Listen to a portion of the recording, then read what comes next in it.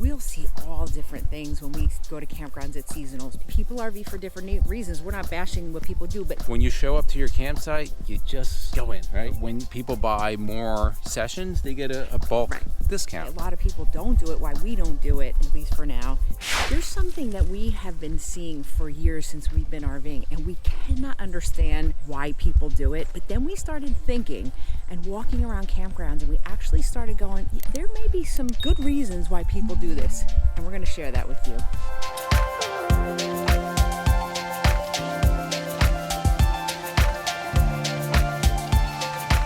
So you might be wondering, what are these guys talking about? Well, we're talking about seasonal campsites, seasonal campers. And for those that are new to RVing, because we didn't know what this was when we started, seasonal campers, seasonal campsites are exactly what it sounds like. They are campers that they set up at one location and they stay there for the season. And we've seen a lot of campgrounds have big sections of them that are just seasonal campers. So at the end of the video, we're going to tell you the cons of seasonals and why a lot of people don't do it, why we don't do it, at least for now. But let's get into the pros first. So the first pro is going to be the big one, the big elephant in the room, fuel. Fuel is expensive. Fuel is going back up again. I just noticed by us, it's like $3.75 a gallon. Perfect time for a Tesla, right? Yeah.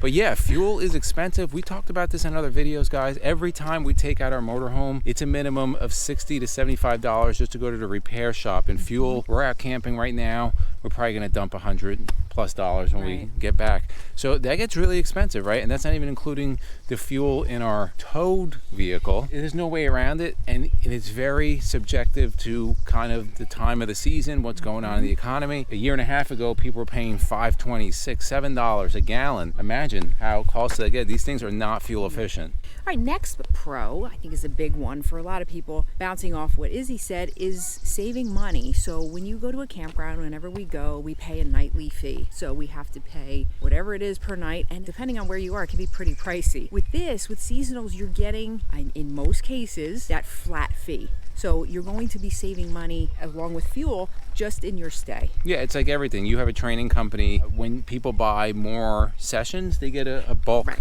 discount. Yep. It's the same thing. On a season, you tend to get a better price. The next one's going to be amenities. Most seasonal campsites are in kind of private campgrounds. You don't really get seasonals too much in state parks. I know you have like BLM land, but that's not really a seasonal. It's just a pass. By staying at these private campgrounds, you get a lot of amenities, pools, games. If you have dogs, the dog park is great. Yeah, activities, and some of these places are really nice. They have full gym, jacuzzi, saunas, all kind of things. Along with that, you also get many activities. So the campground we're staying at right now, there's been things going on all weekend. Some campgrounds have a calendar. They have different, every weekend is a different theme. And so if you have kids or even your adult that likes to partake in some of that, it can be really fun. So the next one's going to be the social aspect of it. When you are at a seasonal, you're going to tend to see the same people, right? Or at least other seasonal people. You know your neighbors, right? It's like a home away from home. It's like a vacation home for many.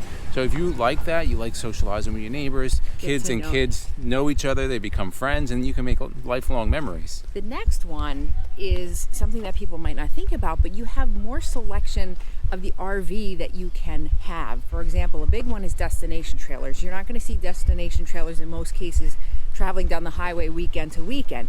People get a destination trailer, which I love destination trailers. They plop them and they stay for the season.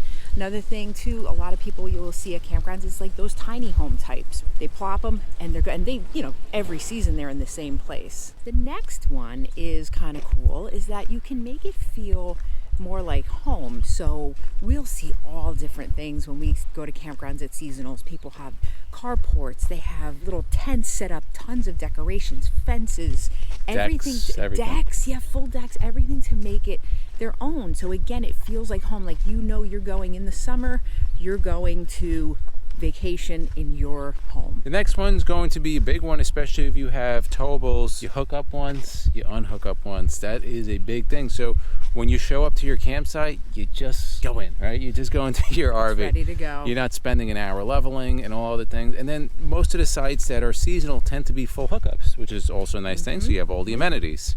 And then another big reason why people do seasonals, and this is a really big one, is you get to escape the weather. And you'll see this, especially if you go like November through April, you start going down south to Florida, you can't find a spot, right? No. Florida and Texas is another big one, Arizona, because people up from New York, New Jersey, and the Midwest, they all start making their way down. So that's a big advantage. You can get to one spot, you know it's going to be warm for extended amount of time, and you just enjoy that weather.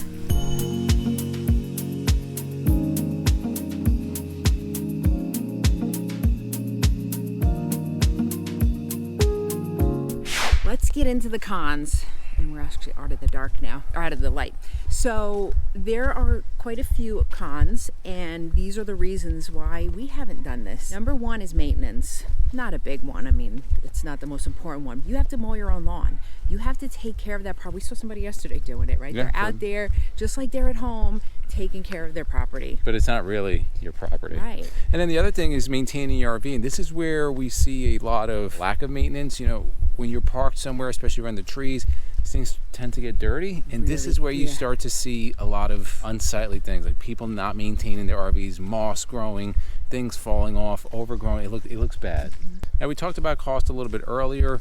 Now, this is not for everyone, but for the most part, you're responsible for your own utilities, right? So if it's not well water, you're responsible for the water. I know that's how it is at our place at Mayaka. Anytime somebody visits, they are responsible for their own electricity. And I was going to add, most of the time you're going to be metered, and you have to pay your own electricity. This next one is probably one of the biggest reasons that we would not seasonal at this time.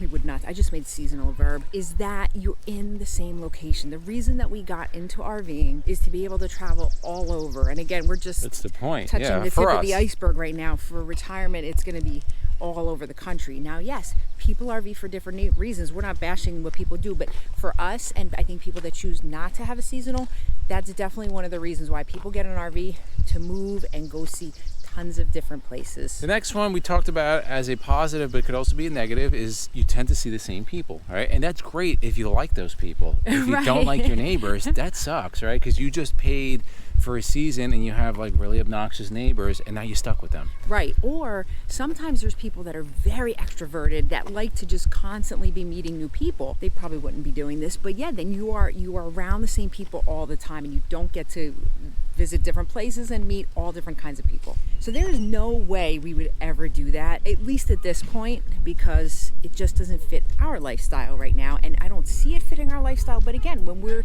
70 years old, we may change. We may give up RVing altogether. We're 70 years old. We're gonna have a house by the beach. So we're just gonna go hang out. I don't know if I'm gonna be unhooking stuff at 70. We'll be traveling airfare and hotels. So if you have a seasonal, let us know. Tell us if we're on point here with the pros and cons. Have you enjoyed it? Have you not liked it? If you like videos like this, to the left of us, we'll put our RV Newbies playlist, put our RV Campgrounds playlist. And for myself and MJ, it's a journey of a lifetime, and we'll see you on the road.